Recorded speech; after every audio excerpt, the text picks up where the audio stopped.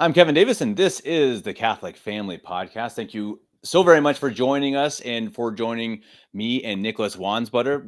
I hope I said that right. I have it so in my head as a German pronunciation. I was telling him right before the show. I want to say Wansbutter, but his family does come from Prussia, so we'll pronounce it the German way, I suppose. Nicholas is a traditional Catholic. He's a lawyer from Canada, and you may actually recognize his voice if you're a podcast listener way back when he was one of the primary members and a host on True Restoration and Restoration Radio. So you're going to recognize his voice. He's been around for a long time. I'm very happy and honored to have him on. And we're going to talk about, yeah, kind of wherever the conversation leads us, but we're going to start talking about Canada and how this mighty, mighty empire, the Canadian Empire, has fallen, and it's fallen hard. And anyone who knows Canada, and I've never been there, but they're, as an American, it's kind of like the little brother we like to pick on. But we always think of them as these super nice people who will do anything for anybody. You think about them. I don't know what the right word is, but kind of as an American, again, kind of these nice guys. And so, what has happened, Nicholas? What has gone on in Canada that they seem to have fallen harder for the totalitarianism, harder than anybody? First of all, please introduce yourself, and then we'll go into the Canadian issues. Sure. Yeah. And thanks, Kevin, for having me on. It's great to be back doing something specifically Catholic related. As you mentioned, I did Restoration Radio way back in the day when it first started. Me and Stephen Heiner started at the beginning, and then life just got insane around 2015. I had to step away, and I haven't really been able to do much of this sort of thing at all since then. So it's great to be able to do it, to talk about some Catholic things and talk about Canada. And I mean, the way you pronounce my name, that's most likely the correct pronunciation. They just anglicized my name when we moved to Canada, because that's what they did back in the 40s when people came to Canada. So Wansbutter would be the anglicized version of it. So yeah, it's a really interesting topic to talk about what's going on with Canada. I mean, really what's going on with the Commonwealth, because it seems that you look at the countries that have fallen the furthest and the hardest, it's Great Britain, Canada, New Zealand, Australia. Those are, bar none, the four most totalitarian, cult of COVID, indoctrinated, going all in with the vaccine mandates. And I mean, now Austria kind of brushed with that, where they were going to make it outright illegal to be unvaccinated, but then they backed down on that. And you would know better than I, but my impression is things have really cooled off a lot on the COVID totalitarianism in Austria, leaving Canada, one of the last standing ones. I mean, just recently they amended the laws so that Canadians are allowed to leave the country again if they're unvaccinated, but you still, to come back into the country, you've got to have this app that holds all your private information. You've got to scan your passport into it. You have to show proof that you've been tested. It's like a $7,000 fine if you don't have it. And of course, I'm sure everyone knows the Freedom Convoy, how that started, how it ended with a bunch of riot police stomping on people, old ladies getting trampled by horse police.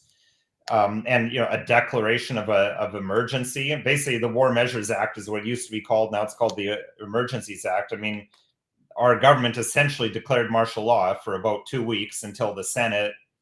I mean, the Prime Minister rescinded it, but basically what it was is the Senate wasn't going to back him up on it. So then he had to pull back. So why is the Commonwealth the ones that have fallen the worst for this? So just speaking to Canada specifically, and having lived here my whole life, and my impressions of the country, I think a big reason why we've fallen so far is Canada's always had more of a perspective of for the common good, not to the whole level of communistic collectivism, but a general sense of doing things more for the common good versus that total individualist ethos that there is in the United States. And the United States, they have life, liberty, and the pursuit of happiness. Well, the Canadian version of that is peace, order, and good government. So I think, going even way back into Canada's history, that's kind of the culture and the background that we have. People kind of forget that. I mean, we're overshadowed by our American neighbors a lot. So people probably don't even know a lot about Canadian culture, but other than that, we're really nice and we apologize a lot. Exactly. But so, the peace, order, and good government, that's a fundamental piece to the Canadian psyche. And I think in normal times, that's a good way to be. I think that's a more Catholic approach to society and government than life, liberty, and pursuit of happiness is. Yeah, it's a great So, point. I mean, and it's something that we've talked about on a few shows about the issues with, you know, liberalism and the entire American foundation. And I'm proud to be American. I like a lot of things America has done, but the whole idea of, yeah, the individualized, get the best that you can, and me, and you see eventually what happens, right? It becomes this capitalistic, yeah, selfish society, and yeah. not. I mean, that's generalizing, obviously, but it's I mean, well, but it is that's a the big bad. There's difference. good and bad to everything, right? I mean, Sure. so that's the bad side, the dark side. But then the light side is the fact that that's the United States is where people are fighting back. I think that's also why the United States has way more true Catholics than anywhere else in the world, because Americans they don't have that same uh, blind respect for authority that maybe Right. other people do. They're more likely to question things. So I suspect that's why the United States is really a bastion of true Catholicism. So we've got that uh, you know that backdrop of the Canadian approach to things, and then I think you add to that Canada has had it so good for so long that Canadians have just become soft. I mean, there hasn't been a war fought on Canadian soil since 1812. And that was really a series of skirmishes. I mean, nothing even remotely comparing to the likes of World War One, World War Two, the American Civil War. I mean, the War of 1812, it was like a few thousand Americans versus a few hundred Brits and Native Americans, and there were a few battles, but they were pretty small. It happened out in fields, well away from where people lived. There weren't cities being shelled, so we've never really had, versus where you're living in Bavaria. I mean, it's within not that long ago that there's been terrible wars. Right. And even economically, Canada's always had it really good economically. It's a land of bountiful resources, and it's always had a low population in relation to the resources that it has. So very rich, supporting not that many people, and I think that kind of for the common good type of mentality, I think has led to good outcomes, and that's why another reason why Canada's had it so good. We haven't historically had the same level of division or disparity between the poor and the rich in Canada as has historically been in the United States. Canada's also been, up until recently, and it still is, a very homogeneous country. I mean, Canada is promoted as this multicultural paradise, but really, I mean, Canada is still 85% European background, I think. So I mean, it's Interesting. not. I mean, it's getting more diverse, but so anyway, you have this really, always having it so good for so long that people that just have this innate trust for the government because, like, well, our government's never done anything bad to us. I mean, if you're not Native American, but of the average, the people, they just have such a trust in our government because our governments actually have been, relatively speaking, and in the context of non-Catholic governments, Canadian governments have actually been pretty good. So you add that layer, and that's why people are just that much more likely to go along. And then the final piece is Canada has gotten so liberal in my lifetime. I mean, even back in the 1980s, Canada was still, well, I mean, it was already well on its way. For sure, if you go back to the 60s or earlier, before the 1960s, Canadians always considered Americans to be these weird leftists compared to Canadians were a much more kind of traditional agrarian society. That all started changing a lot with the reign of Pierre Trudeau the first. I don't, it's a common theme that if you want to look at the most devastating changes to Canadian culture, it's been under the control of a Trudeau. So Pierre Trudeau started that process, and then Justin Trudeau has really accelerated. I mean, just since 2015, when he was elected, Canada's changed a lot, and our media is 100% under leftist control. There is no dissenting voice. I mean, United States, you at least have Fox News. They're far from perfect, but it's at least a bit of a different viewpoint than what you're getting from CNN and NBC, ABC. Australia, they at least have Sky News. You know, maybe not perfect, but it's at least a bit of a different voice. There is no different voice in Canadian media. It is all CBC, CTV. Those are basically the two main channels. And is it state run or is it private? CTV and Global, they're both private. CBC is state funded. They would say they're not state run, but they're completely funded by the government. And all legacy media in Canada now dips into this pool of $600 million that Justin Trudeau introduced to keep them afloat, because they were all collapsing because no one watched them anymore. And I mean, actually, I think COVID probably reinvigorated them a lot, because people started becoming glued to their TVs to see what's going on. Is everyone dead? You know, what do I do now? So I think that fact that there's just no other voice. I mean, other than alternate media, but I mean, alternate media it's just undeniable. I mean, I don't own a television. I think that's a good choice to not own a television and not have that poison coming into your home. But we need to be realistic that 99.9% of the population, they have a TV and they watch the TV, and that's their number one source. So that's going to be much more influential than any alternate media on the internet. And do you think, is Canada more socially like America, or more European? Is it more like Britain, or is it, I mean, broad strokes, what's it more brothers with? Britain or America? Well, now I would say, well, it's kind of weird. I would say that objectively it's more American, and especially since American television was introduced into Canada in the 1980s. I mean, I remember as a child, it was a big deal when American TV was coming into Canada. A lot of people were opposed to it because they're saying, oh, this is going to destroy our culture, because it's going to be, I mean, you got 300 million people versus 30 million people. It's, you know, just, of course they're going to overwhelm us because it's just way more content. And beforehand, before it changed to American, was it like 5 channels all playing hockey? That's how I imagine it. Actually, I think it was 3 channels, but yeah, I mean, that's not far off. And there was like some cultural stuff. I mean, it's actually weird thinking about that. I mean, man, back in the 80s and 90s, CBC would actually play like these heritage moments and these stuff about Canadian history and culture. I'm like, man, that is so foreign to the Canadian experience now. Like, no one at CBC would be caught dead talking about Canadian history or anything positive about our culture now. So I think Canada used to be a lot more British. They're kind of more American now, but really they're not anything anymore. I think they've done a good job of, I mean, I hate to say it, but when Justin Trudeau says that Canada is the first post-national state because there is no average Canadian, or there's no mainstream Canadian culture, I think he's actually correct.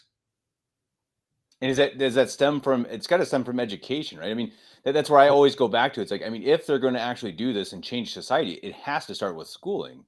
I think you're absolutely right. I think the schooling is a huge piece of it. And here, I don't know what it's like in Europe. I'd be surprised if it was different. So in Canada, you've got 2 main school systems: the government-run school system, and then the so-called quote-unquote Catholic school system. I mean, it's the Novus Ordo school system. Other than in the province of Manitoba, where I grew up, the Catholic school system is funded by the government. Well, there's an old, I mean, aside from all the heresies and liberalness of the Novus Ordo in and of itself, there's an old French saying, he who pays commands. So the government's paying for this school. They're telling these schools what they're going to teach in the schools. And they have been for a long time. Now, I mean, that said, I went to a so-called Catholic school in Manitoba.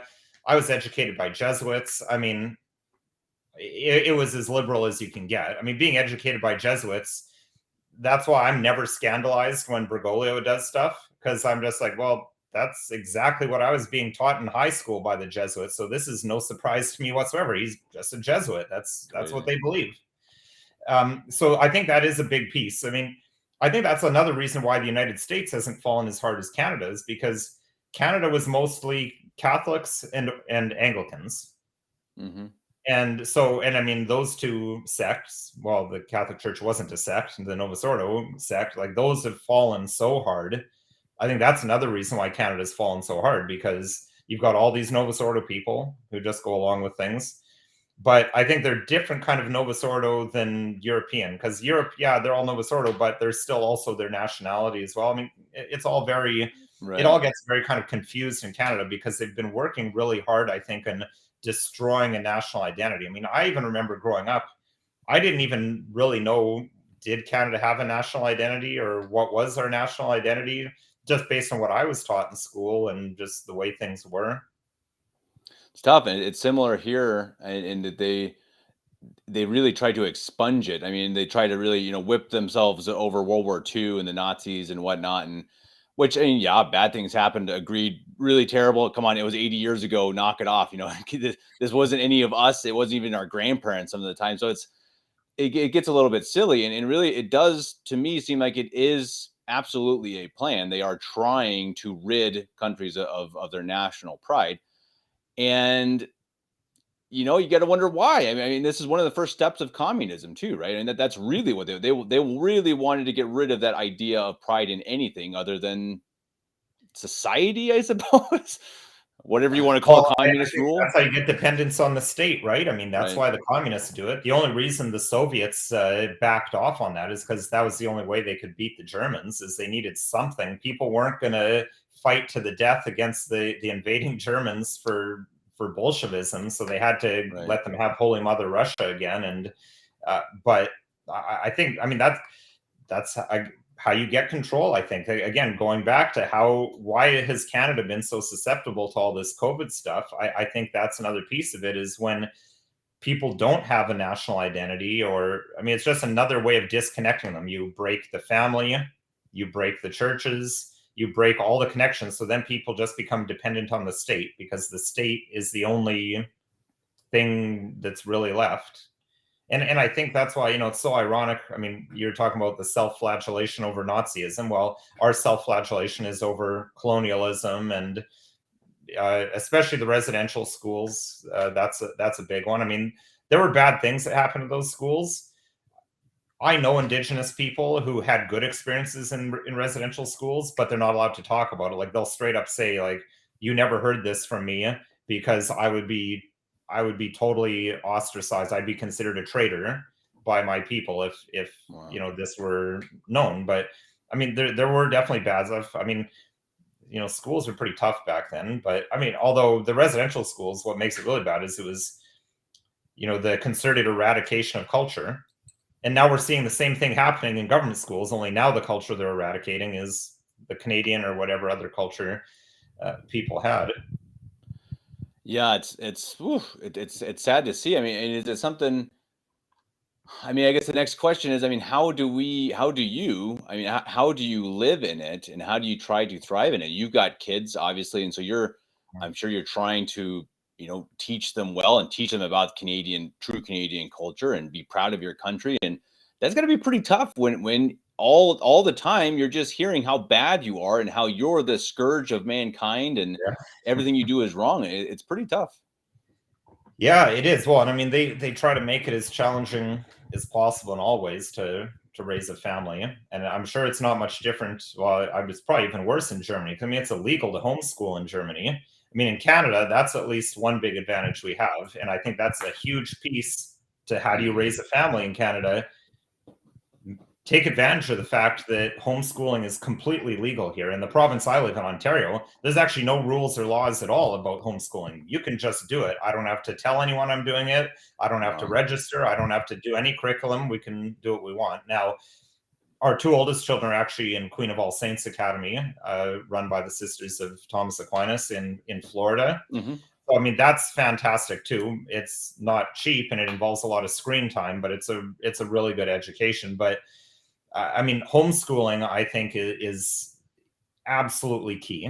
absolutely key, because then your children, at least, they're not taking in all this stuff. Especially you combine it with no television, you don't have that constant flow of sewage flowing into their minds at school or at home. So you're able to insulate them from a lot of that stuff. Now they're traditional Catholics are few and far between, so it's difficult to have good peers or good friends for them to socialize with a bit. So that, it's a bit difficult, but you can find people. You have to be discerning. I think you have to be, unfortunately, it's sad to say, I think you have to be willing to be a little bit lonely, because it's just, that's just the reality of the situation if you want to stay as much apart from this stuff. Now, I mean, that said, though, I don't believe in bubble wrapping children and not letting them know what's going on. I mean, my children, especially the older ones who are old enough to understand these things, I mean, they know what's going on. When we're walking in town and you see rainbow flags flying on all the government buildings and on the schools, they know what that rainbow flag stands for. I mean, they also know about the story of Sodom and Gomorrah from the Bible. So, I mean, my personal theory of parenthood is, we educate them on the realities of the world, but try to arm them with the arguments of why this is bad or why this is destructive, and what's the good, what should we be aiming for. So yeah, those are kind of the key things. And yeah, I mean, the thing is, even for Canadian national identity and culture, I have to be continually trying to educate myself on that as well, because I wasn't taught it in school. I wasn't taught it by my parents.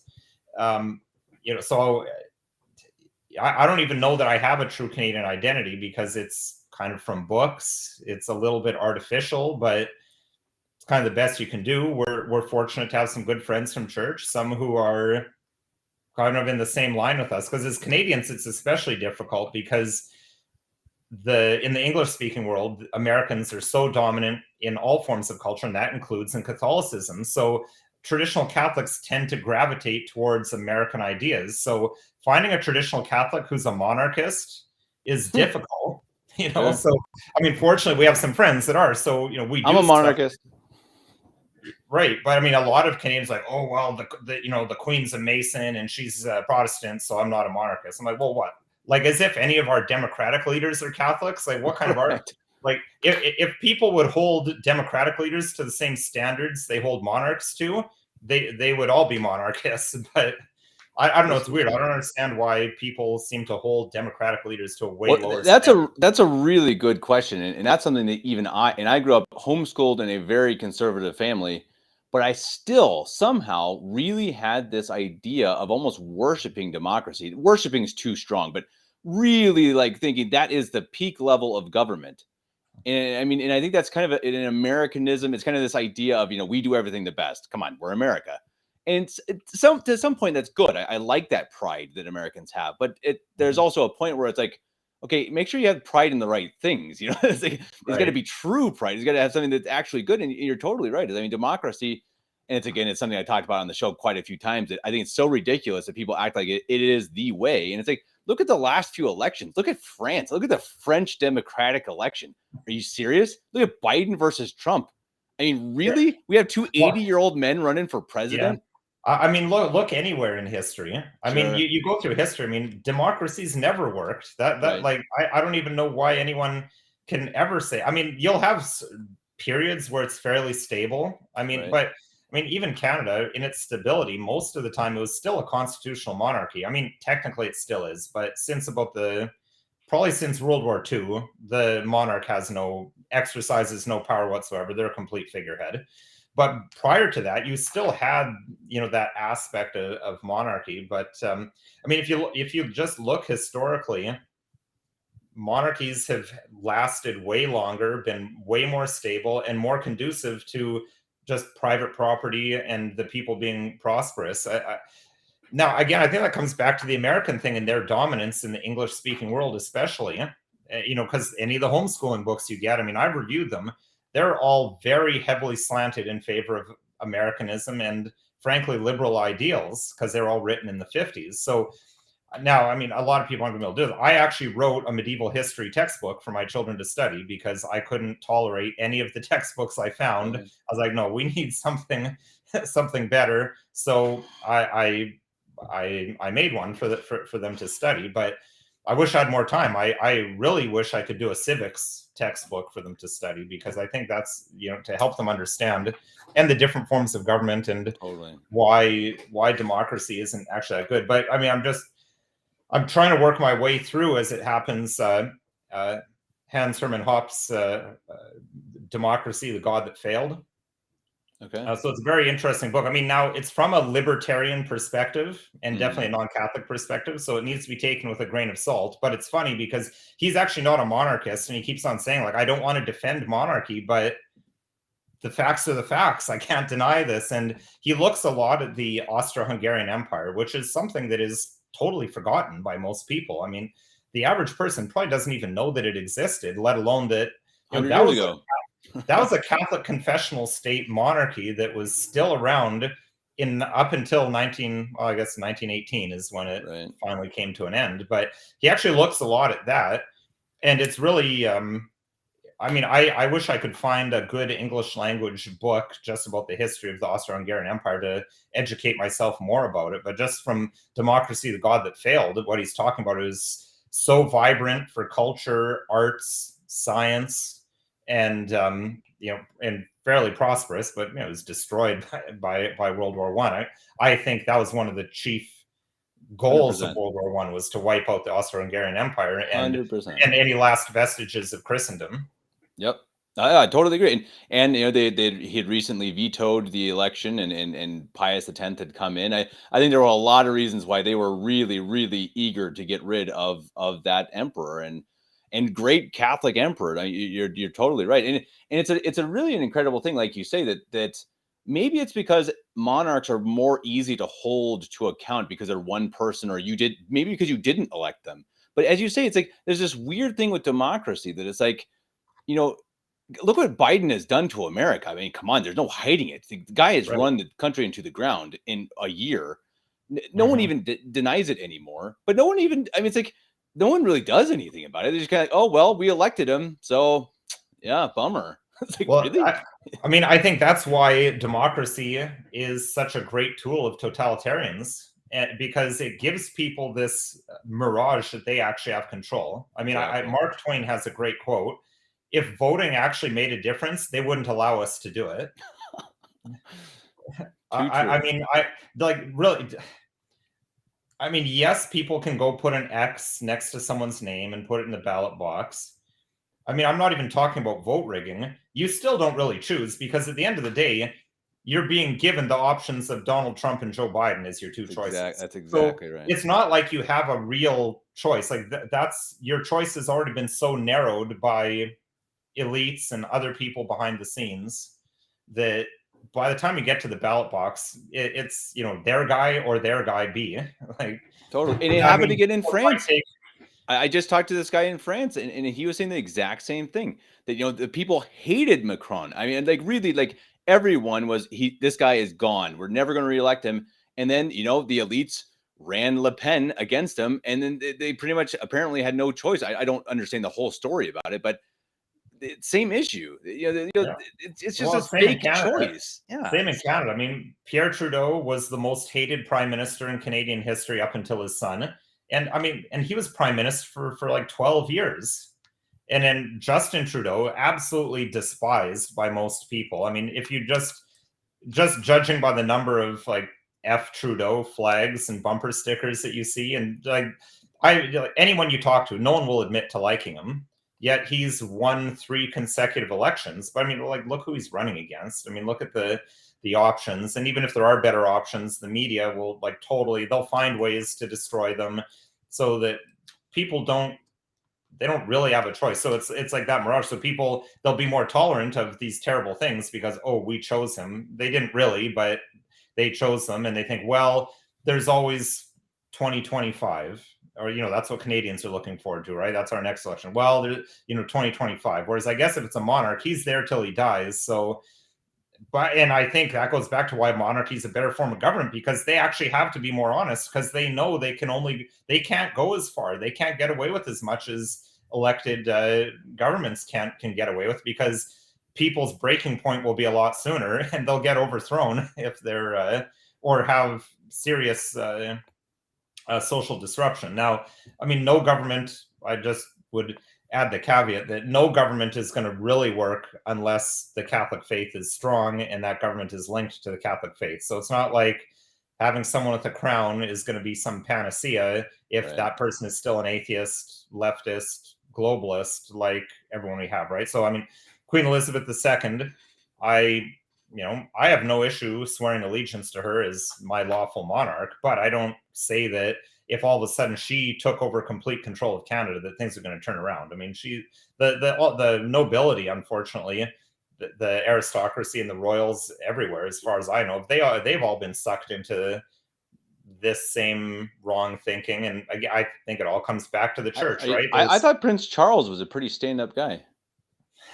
Well, I mean, he's definitely got some really weird ideas. I mean, I'll tell you, having actually met him and shook his hand, interesting. He seems, I mean, on a one-to-one level, seems like a great person. Now, I mean, that's part, again, goes back to what makes monarchy good is, I mean, he's been trained since birth to be a politician and to be good with people. That's why, like, when I met him was in I think it was 2000 when he came to Canada. So at that time, I was an officer in the Royal Winnipeg Rifles, which is an infantry reserve regiment in Winnipeg.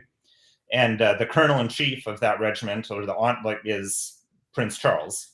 So, I mean, the colonel-in-chief, it's kind of like an honorary position. Mm-hmm. The real regimental commander is an officer in the forces. He actually runs the regiment, but then you have the colonel-in-chief.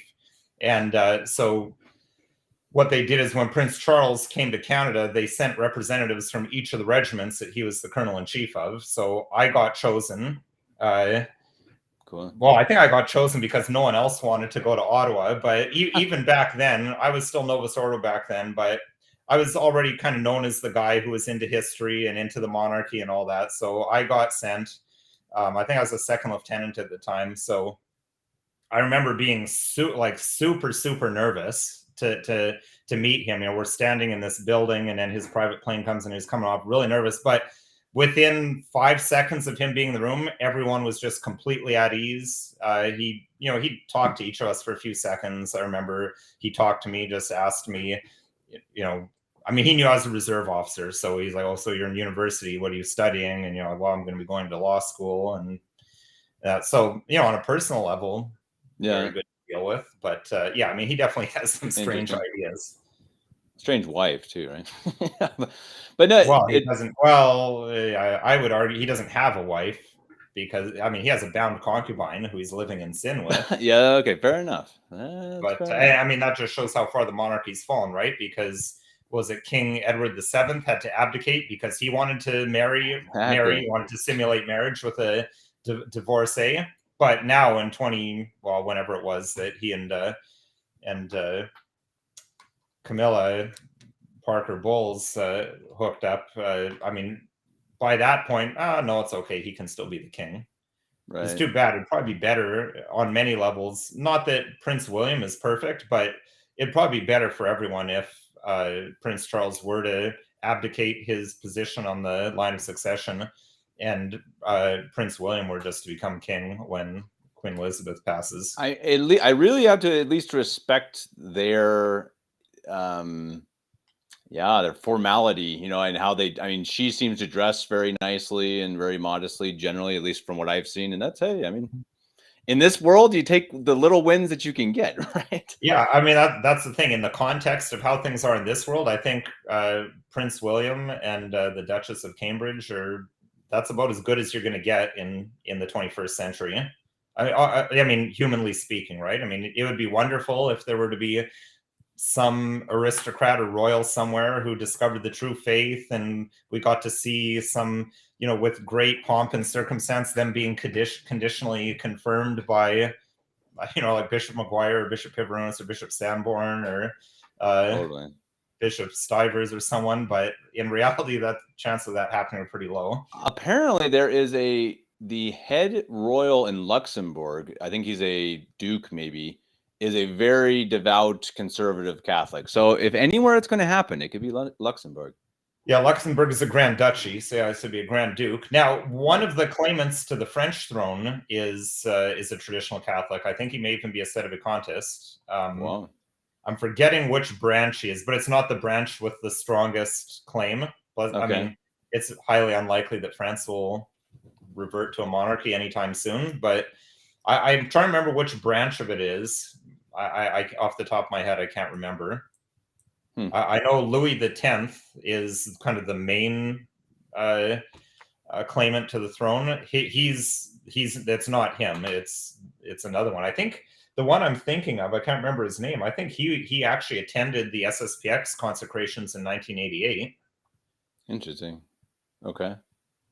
Maybe there's hope in France. I don't know if I just saw on the news that in Italy, the president or prime minister, I forget who, is he said he could resign, or he put in his resignation papers after Italy and the Netherlands, I think, have been going just crazy with riots, and the farmers have totally stood up and said, enough of this nonsense. And hey, at least it looks like maybe it's kind of working.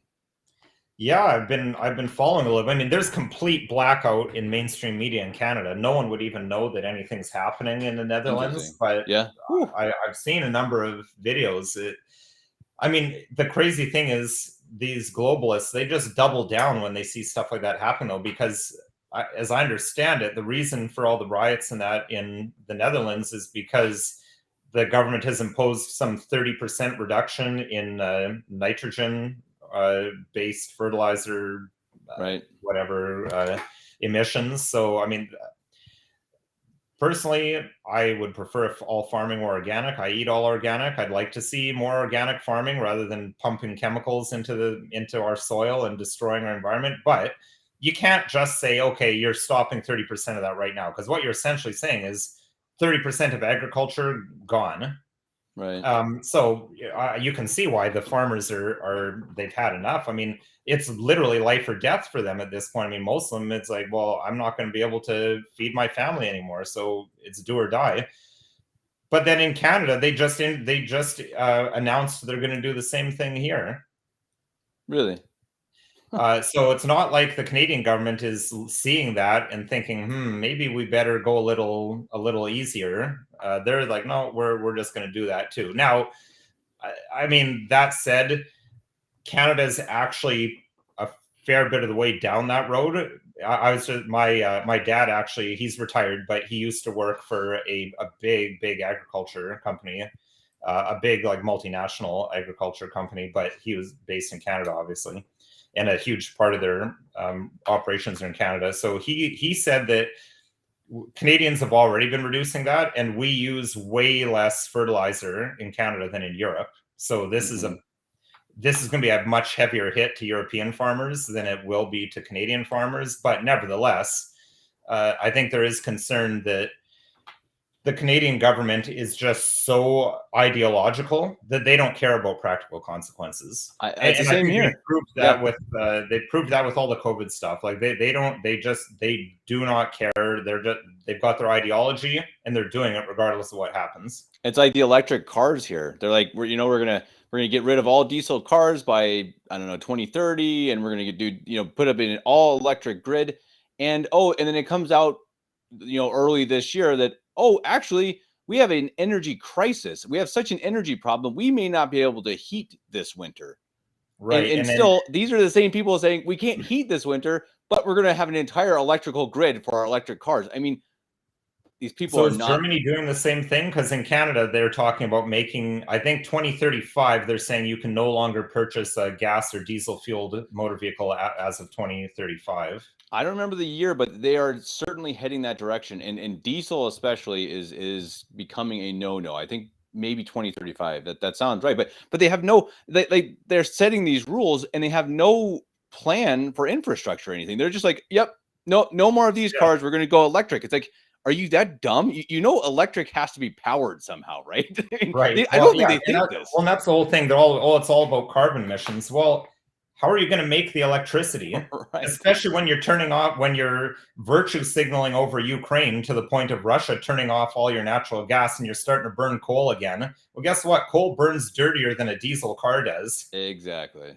And well, and didn't Germany, they prematurely shut down 3 nuclear reactors uh, just because? I mean, I don't even understand that, because It's clean. I mean, I thought all the hippies who said that nuclear energy is of the devil, I thought they were all gone. I mean, yes, there is the plutonium left over, and that's a bit of a problem. You got to figure out somewhere to put it.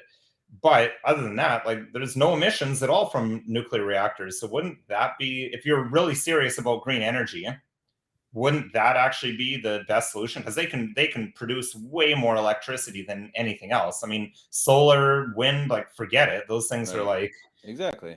Well, you and can't to even me, it shows you compare. when you start making decisions based on ideology rather than common sense or practical means, you start acting like a 10-year-old. Like, oh, windmills, oh, solar, looks good, and then it doesn't actually work. And then these solar fields, where does the solar panels come from? How do you have to dig them up? The windmills, how do you build them? How do you maintain them? I mean, they just don't even talk about these things, and they act like it's absolutely an absolute fact that these things are cleaner and safer. And I just think it's just not true. And I'm Right. with you. I do want a cleaner planet, and I actually think that that's absolutely true. We do need to take better care, and plastics are a problem, etc. But okay, you can't just say, okay, no more diesel and no more gas.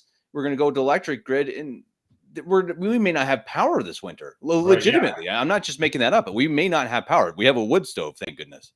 Yeah. I But mean, it's a crisis. that's scary. That's scary hearing about that. I'm surprised you're allowed to have a wood burning stove, because that's the thing. Like, these people are so ideological. I could see them even Right. saying you're not allowed. I think in some jurisdictions in Canada, you're not allowed to install wood burning stoves. They'll grandfather them in if you already had them. You can't install them.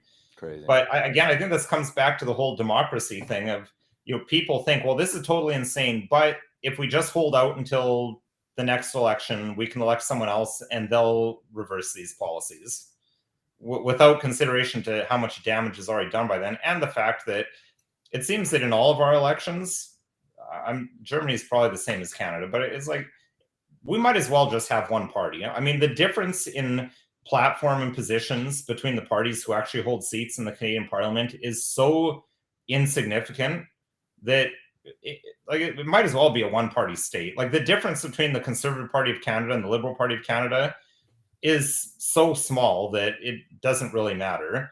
And also the fact that the Conservative Party of Canada's positions of today are simply the Liberal Party of Canada's positions from 7 years ago before Trudeau. Right. They're just constantly shifting left. So I mean the so-called Conservative Party of Canada, they've already bought into all this green stuff. So I don't see them. I don't see them counteracting a lot of this. Yeah, it's the same here. I mean, here you have the AFD, which is considered the Nazi party by anyone who's not, kind of right wing. They really, everyone calls them the Nazis. And they literally, like, the only conservative thing they believe in is stopping immigration, like illegal immigration. That's like their one point. They're pro gay, they're pro, pro choice. They're not really traditional or conservative. They just are anti-immigration, and yet they're the Nazis. And it's just like, that just shows you again, as you say, how extreme this is. Like, they pick one point to be kind of conservative on, and the rest they're completely liberal and completely immoral, and nobody seems to care. Yeah, but just to circle back, I think all of that comes back to the fact that, I mean, I'm stealing this line from Mark Stein. I didn't make it up myself, but politics are downstream of culture. And then I would add to that that culture is downstream of religion. So Sure. really, you can always link it all back really to Vatican II, right? Because that's when the wheels came off everything. Because that's when the you know the Catholic Church, like, imploded, basically. I mean, obviously, the gates of hell can't prevail. It still exists, but it took some pretty staggering death blows. I mean, the fact that we're having this conversation, if there's any Catholics, I mean, that's the proof of the Right. truth that the Right. gates of hell won't prevail. Because if the gates of hell could prevail, humanly speaking, there's no way there should be a single Catholic left on the planet, like a true Catholic. Humanly True. speaking, it's only grace of God that we're even still going with everything we have that's against us and everything that's going on. But I mean, I mean, that's not the focal genesis. I mean, the genesis of all this is obviously the fall of man, original sin, and everything's kind of been going. I mean, not necessarily straight down all the time. I like, if I'm allowed to mention Bishop Williamson, I like his analogy where he said human history is kind of like an arched window in a church. So it's kind of going up, building to the birth of Christ, and then it kind of, and then it kept on going up after Christ. You get the Middle Ages, it kind of peaks at around 1300, and then it's been going down, down, down since then, and we're kind of down here, down like at the bottom. So yeah, right. The other side of the window at this point. So it fluctuates, but when you look at the strength of the church, the times that the church has been strong, that's when society is strong. That's when you have rulers like Saint Louis IX or Saint Jadwiga of Poland, or Henry II, Holy Roman Emperor, people like that.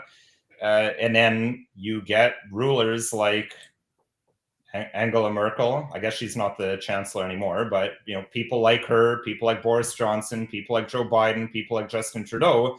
When you're 70 years into a interregnum in the papacy, and what's visibly to most people the Catholic Church is this absolute Marxist disaster, worshiping Pachamama in Rome, and I mean, that's the least of the transgressions. I mean, the Novus Ordo Mass. I mean, we could probably go on for hours, but I mean, I'm sure most of your viewers were all well versed in that. But when that's the context, that's what I say to a lot of people when they're very dismayed at what's going on. How can this be happening? I always say, well, this is what a godless society looks like, and it's not pretty.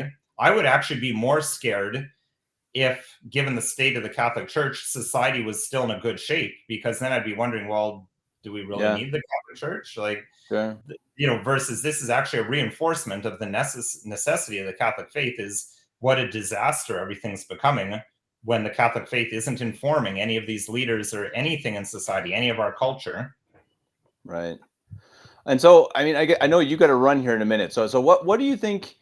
I mean, with all the mess that we're in, and I don't think anyone denies it, culturally, faith, everything pretty much. I mean, what's your advice as a father, as a man, as a Catholic? I mean, how do we get through this? I mean, who knows how it ends? I mean, it doesn't feel like we're at the bottom. I think the bottom is yet to come. So how do we make it through? Yeah. Well, that's a tough one. I certainly don't have all the answers, but the approach I take is a couple-fold. I mean, one is just kind of taking it a day at a time, right? I mean, as the Bible says, sufficient for the day is the evil thereof, right? So I mean, tomorrow's going to take care of itself. It's going to have its own problems, but you got to take care of today. And I mean, I hate to quote a non-Catholic, but I mean, I think the saying of Gandhi of "be the change you want to see in the world," I think it's a legitimate phrase. I mean, that can be turned to a Catholic use of, yes, the world's terrible, but you can't really change that. What you can change is you and your life, how you live your life. And what you can do is do your own duty of state to the best of your ability. Always work on improving your spiritual life and, your cultural life and everything that feeds into that. And just try to raise your family and do the best you can. And you're going to fail some days, but pick yourself up and just try to be better the next day. I mean, and of course, prayer. I mean, like, obviously the rosary, very powerful. And as a parent, praying for graces to be a better parent. I mean, I'm very aware of my deficiencies as a parent. I mean, my parents did the best they could with what they had, but what they had was not the Catholic faith, having been raised in the 60s, 50s, and 60s themselves, all, the Cultural Revolution, all that stuff. So, we don't have that same store of tradition that a parent 200 years ago would have had, when tradition and family were, that much more. They'd had community. They had, like, they didn't just have the family. They had the extended family. They had their whole village. They had community. I mean, everyone was Catholic in most places you live. So we don't have that. So that makes prayer even more important. And so a prayer I try to remember to pray a lot is just for graces to be a better parent, asking for guardian angel to help me, asking for guardian angels to watch over my children and counteract the mistakes that I make as a parent, and try and give them graces to counteract the bad things I do and try to pump up the good things. that I do. And I think taking it day by day, step by step, always trying to be a little bit better in conjunction with prayer and as much access to the sacraments as you can, you're gonna, don't expect to be perfect in one day, right? You just chip away at it like chopping wood every day. It's same as anything else. Training your body, pro sports, they're in the gym, they're eating right, they're doing all that. You got to kind of do that on the spiritual realm as well, just chopping wood a little bit every day. And the other thing I would add is, and this is tough. This is tough today, but I think we have to be really uncompromising, yeah, and hard line. A lot of people would say like, well, that makes it even harder to get by in this society, but I think it'll actually make it easier in the long run. Because if you try having one foot in both camps, you're just going to be getting ripped apart. They're going to be conflicting. No man can serve two masters, right? So, I mean, I'm not saying that I want. It's hard to have enough nuance, right? I'm not trying to say like, oh, if you don't do this devotion or you dress a certain way, you're an apostate. I'm not saying that at all, but I think avoiding compromise, if at all possible, because even like a little compromise, especially when you've got so much stacked up against you, just a little thing could be that pebble that starts the avalanche and starts pushing you a long way. So you've already got so much to go up against. So why, for example, go to a mass that's offered in union with Bergoglio? I mean, I know there's arguments both sides, so I'm not going to get into that. But let's just assume that it's not immoral to go to an SSPX mass, for example. But it's kind of like, why even do that to yourself? Because you're actually, you might think, well, okay, I can get sacramental graces, but I think you're actually undermining yourself. You're kind of cutting your own legs out from under you because, well, you're willing to compromise on that. So are you willing to compromise on something else? Well, what if they want you to do that? Or what if this happens? Well, what if you're going to the SSPX for 10 years and now they finally sign on the dotted line with Rome? Now you're entrenched, you got friends, your kids have friends. I think it's just easier to just kind of I agree, and I think the SSPX is a compromise, like by their position, right? I mean, I think that's like literally what they are, is a compromise. They recognize and resist. That's like isn't that what a compromise is? And as you say, Catholics shouldn't be compromised, and in society too. And I think this is really important, and that's another topic we've talked about, is that boycotts in general, they don't work, et cetera, et cetera. But I think personal boycotts and really thinking about who am I buying from? Why am I buying this? Why am I doing this? Am I watching this TV? Am I watching Netflix? Why? Who am I giving my money to? And I think that's a really important thing, that I'm not saying you got to boycott everything. I know it's not realistic, but I think as Catholics, we should think about everything we buy. If we go to the store, okay, why am I buying this? If you ship on Amazon, oh, it's cheaper and it's easier and it's faster. Okay. And what else? Why? Why is it cheaper, faster, and easier? Come on, these things don't come free, guys. There's a reason why it's cheaper, faster, and easier. It's not just because they're great at it. It's not because they love us. It's because they're a monopoly. It's because they put everyone out of business. It's because they cheat. I mean, so that's the type of thing that I totally agree with you. Don't compromise and really fight it. And I think that there are several good things that will come from it. One, obviously, for us, is that we're doing the best we can and trying to live the best lives we can. And two, people respect when you don't compromise. Even if you disagree with them or they disagree with you, people love and really look up to people who have integrity and who stand up for what they actually believe in. So it's a win-win. Yeah, I agree. Perfect. Well, I really appreciate it. I've really enjoyed this chat. I hope anyone watching this has as well. I hope we can do it again sometime. Maybe when you don't have to run. I really enjoyed it. And anyone who liked the show, please like, share, and subscribe. If you have any questions for Nicholas, go ahead and email them first to me. Maybe I'll send them through to him if they're good enough. Kevin89davis@gmail.com. And until next time, Nicholas, Wansbutter, our Prussian over here. God bless, and hopefully we'll talk to you again. Thank you. God bless you too.